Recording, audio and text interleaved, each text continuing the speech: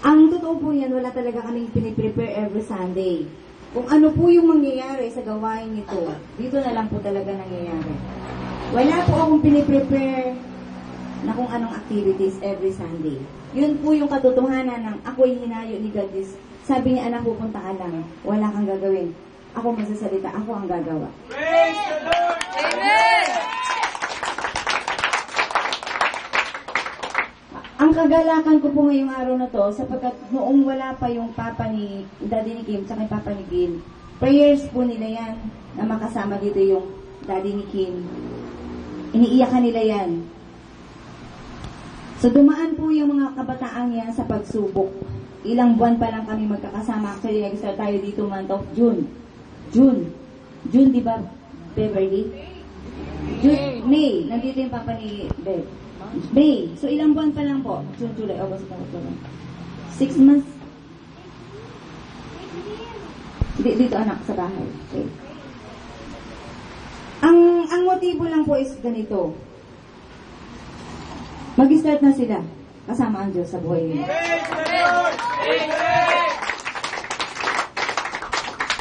Hindi ko po ito plinano. Ako po, ibinababa ko po ang sarili ko.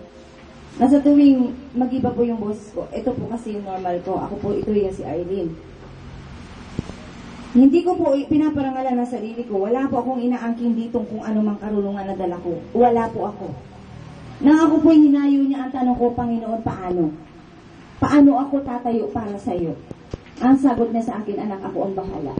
Praise the Lord! Amen!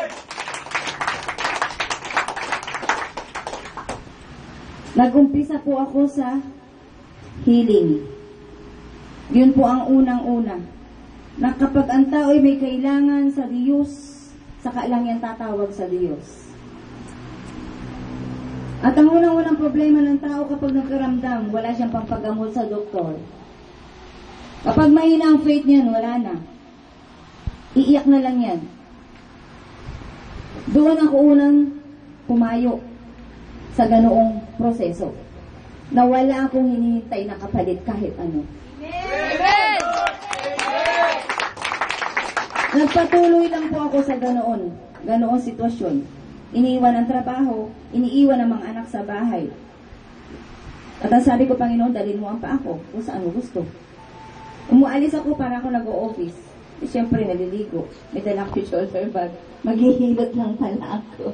Praise the Lord! Manggagamot pala.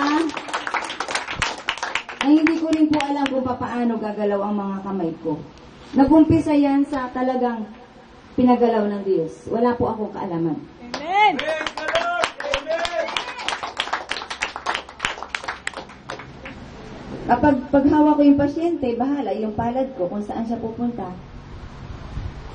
Ang isip ko, kung may problema man ako, iniwan ko walang pagkain ng anak ko, wala sa anak ko ang isip ko, nandoon sa pasyenteng hawak ko. Praise the Lord! Amen!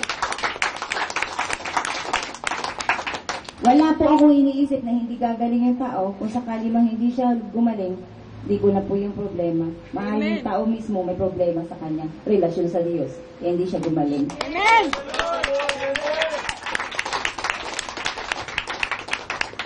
Kaya wag po kayo magtataka kung mayroong hindi gumagaling. Ang Diyos po may pamamaraan. Maaari po kinakatok na yan. Gusto siyang iligtas ng Diyos, sobra lamang ang kanyang pagkapilosopo. Yung karamdaman, huwag niyo yang katakutan. Kung yan ang paraan para maligtas ka, tanggapin mo. Amen!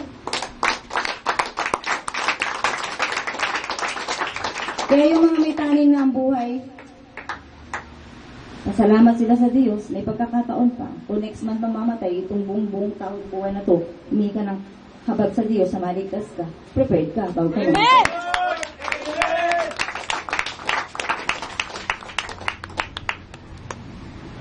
Kaya po sa narinig ko mula sa Papa ni Gil at saka sa Daddy ni Kim, di man kami personal na nagkakausap ng Daddy ni Kim, alam kong handa niya ibuwis ang buhay niya para sa anak niya. Praise the Lord! Amen!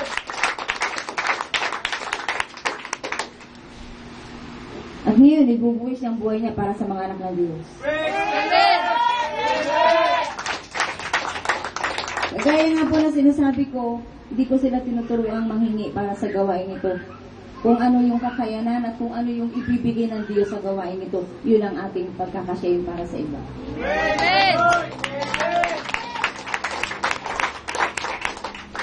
Ang Diyos ang magpo-provide. God will provide.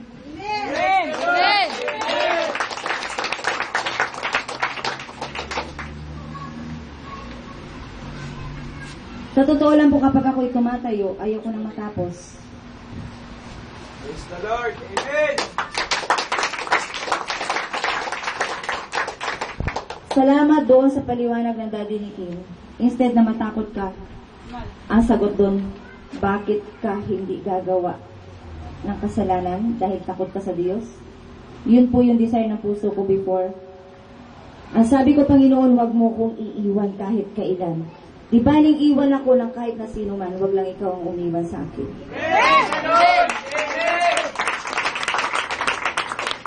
Ang totoo po niyan, mga kapatid ko, sa family namin, narinig na nila. Narinig na nila. Yung isa kong kapatid, nung nag-umpisa pa lang ako sa panggagamot, sabi niya, umuunahin yung panggagamot na yan dahil yung mga anak mo. Sa totoo lang po nasaktan ako kasi doon sa sinabi ng Daddy ni Kim, love ko talaga si Jesus. Praise the Lord. Amen. Nung sabi ng kapatid ko, huwag mong unahin ang paggagamot, hindi niya alam ang sinasabi niya. Sabi ko, Panginoon, patawarin mo ang kapatid ko, hindi niya alam ang sinasabi niya. Praise the Lord. Amen. Sapagkat sa bawat tao ang nasa matinding karamdaman na natutulungan ng Diyos sa pamamagitan ng mga palad ko, nagpapasalamat yung taong yan sa Diyos, nabubuhayan siya ng loob. Praise the Lord. Amen.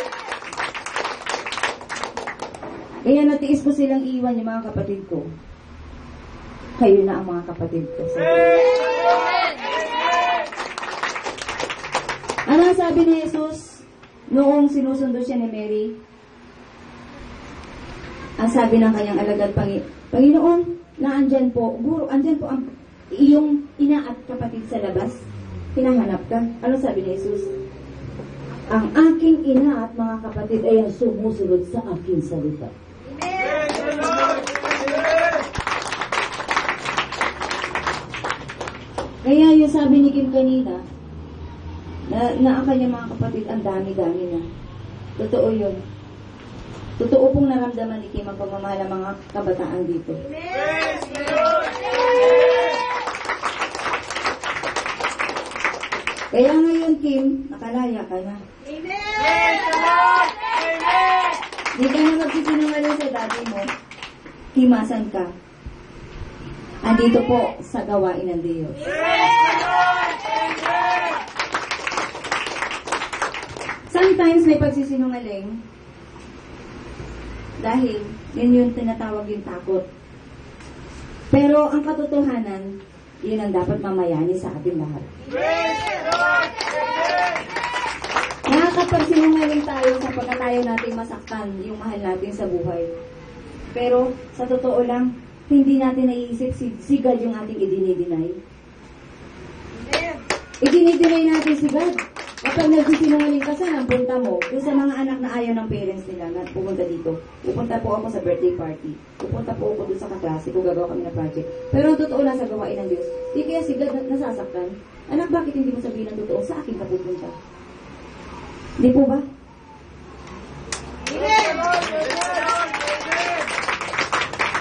Kaya noon po ako ay humayo against yung kapatid ko na yon. Ang akala niya hindi ko love yung mga anak ko.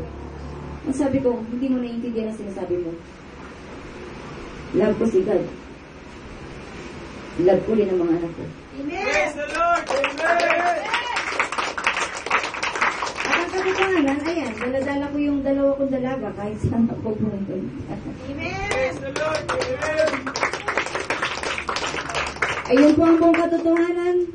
Hindi po nabigo ang Diyos sa buhay ko. Patuloy ko siyang pinaparangalan. Hindi rin po ako binibigo ng Diyos. Nag-aaral ang dalawang anak ko. Praise the Lord. Amen. Sapagkat kung anong kalooban ng Diyos, yun ang lagi kong dasal, mangyari sa buhay ko. Kung ano ang plano ng Panginoon, siyang maganap sa buhay ko at sa buhay ng mga anak ko. Pero nangako po ang Diyos sa akin na hindi niya kami iiwan. Praise the Lord! Amen! Kaya sobrang galak po ng puso ko na ang daddy ni Kim nandito. Ang papa ni Gil ay nandito.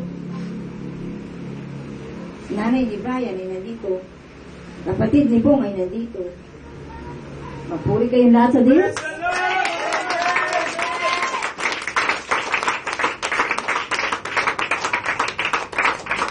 Sabi nga kung kayong mga ama, marunong kayong magbigay ng mabubuting bagay sa inyong mga anak. Ano pa kaya ang Diyos sa langit? Praise the Lord! Amen!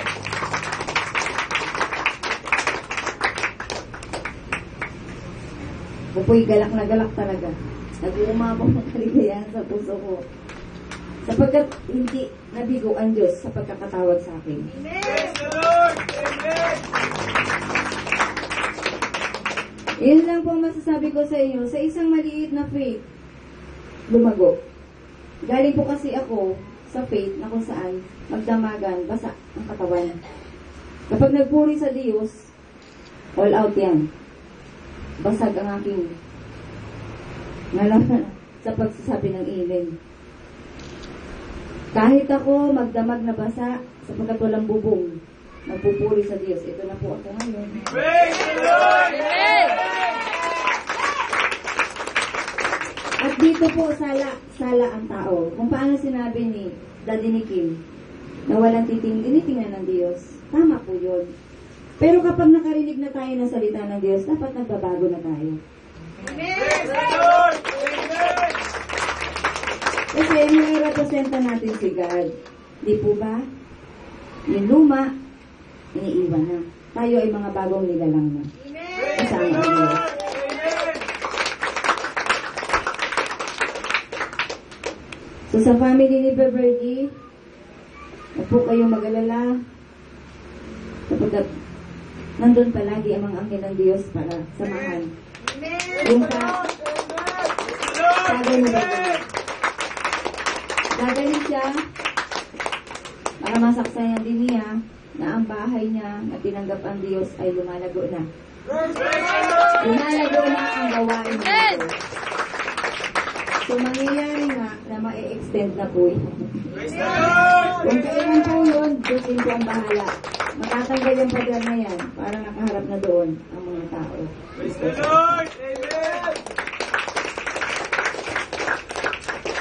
Ibibigay ko po muli sa tinig, no?